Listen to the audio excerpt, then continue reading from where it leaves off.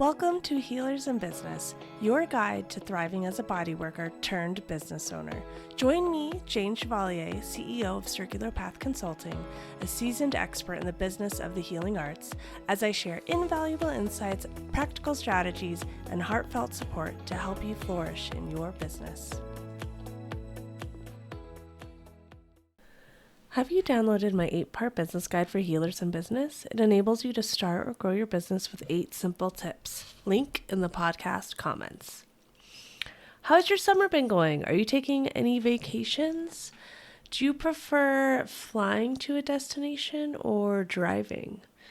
There are definitely pros and cons to both, especially when you've got a toddler. We're actually going on a family trip with my husband's side of the family in July to the Poconos. It's a part of the country I've never been to, but I'm excited to go to. A pro for flying, we will be flying, is that it's quick, it's faster than driving, and honestly, that's probably the only pro I can think of. It's, stressful doing the whole waiting at the airport, going through security, and then being on an airline full of other people, strangers. You don't know if your toddler is going to scream, if they're going to behave. You don't know what they're going to do, and if the people around you are patient and kind, or if they get irritated very easily and do not know what it's like to travel with the toddler. So we will see how that goes. But I am excited because we finally signed up for TSA Pre, which hopefully will enable us to have an easier time getting through security and all of that. So we will see. What summer trips are you taking this summer? I'd love to hear. If you want to send me a DM and share with me where you're going and if you're going to be going kid-free or with kids in tow. I'd love to hear. Welcome to episode 14 of Healers in Business, Client Retention, Part 1, Client Education. Client retention is how we stay in business. It's how, it's after we've got the client through the door and they have experienced our work. Hopefully they are hooked by this point. But what's the extra zhuzh that is going to keep them coming back for more and become a regular? It's more than just a great session with you. I want to share a story about my favorite massage therapist. Every time she gave a massage, she took mental notes throughout the session of all of the hot spots in the client's body and what she believed might be causing them. At the end of the session, she shared with the client her findings using simple language. Based on the client's day-to-day schedule, do they sit on a desk? Do they play a certain sport?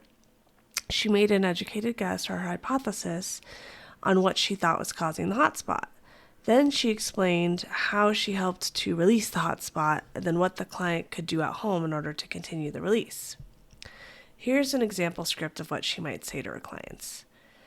I noticed that your right trapezius, this muscle over here where your neck meets your shoulder, yep, right there, was very tight, almost ropey. And that you communicated a zing when I pressed on it during our session. That's a trigger point that eventually released once I was done working on it.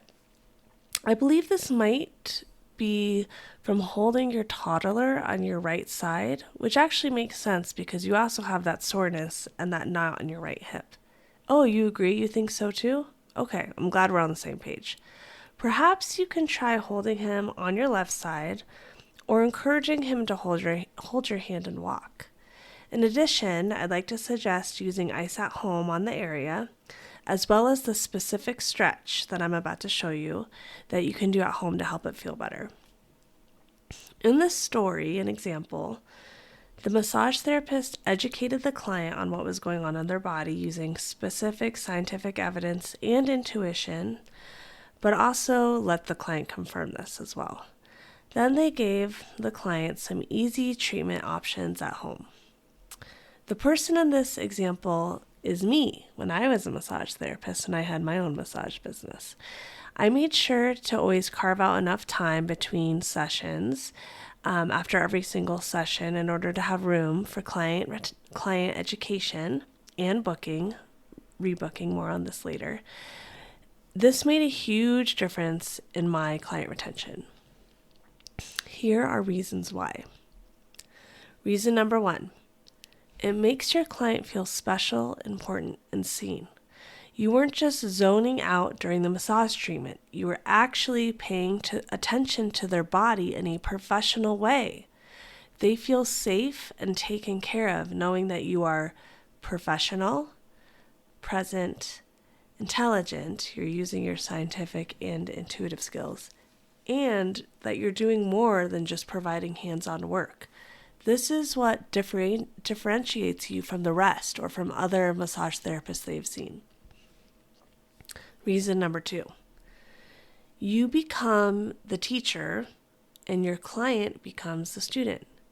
You are officially part of their life in a different way outside of making them feel better. They are now relying on you for understanding the kinks in their body and how to take care of themselves at home outside of the treatment room. Reason number 3, they feel empowered. They understand why they have the kinks that they do and that they can do something about it outside of getting a massage from you. Reason number 4, they know you are genuine and care more than just about getting paid for the session and kicking you out the door once it's over. By taking time and encouraging your client to do some self-care at home, they feel as though you want them to get better on their own. This creates trust, which is the foundation for client retention. When I had my business, my client retention rate was 85%. That's right, 85% of people who are on my table became regulars for the long run. And it wasn't just because I was good at bodywork, it was because I was good at business. Business is how you interact with your clients and create client retention.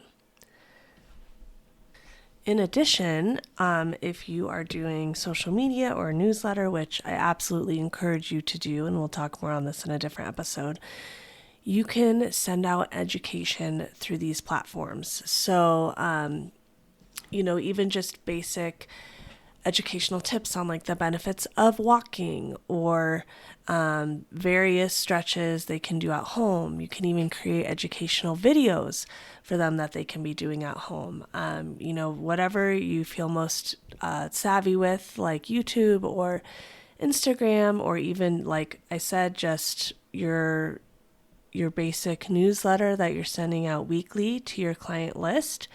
That's really helpful because, again, it's giving them simple tips that they forget about in their busy day-to-day lives that you can do to encourage them to live healthier lives, which it's obviously they're going to appreciate that. They're going to say, oh my gosh, thank you. Like, I forget that walking is good for me. And sometimes I think I have to be going to the gym, lifting weights every day.